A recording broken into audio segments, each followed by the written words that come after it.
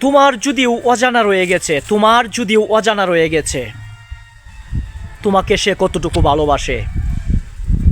ওই আল্লাহ মালিক যে তোমাকে সৃষ্টি করেছে, তুমি হাজারো গুনাহ করার পরেও সে তোমাকে ভালোবাসে। সে তোমাকে অন্তরের চোখ দিয়ে দেখে, সে তোমাকে অনেক মহব্বত করে।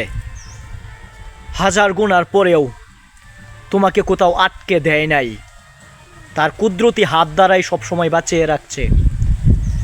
হাজারবার তার হুকুম অমান্য করছো তুমি, তারপরেও তিনি তোমাকেই ভালোবাসে, তোমাকেই বান্দা হিসাবে স্বীকার করে বারবার তোমাকে তার পথে ফিরে যাওয়ার রাস্তা খুলে রেখেছে, তওবা পড়ার রাস্তা খুলে রেখেছে।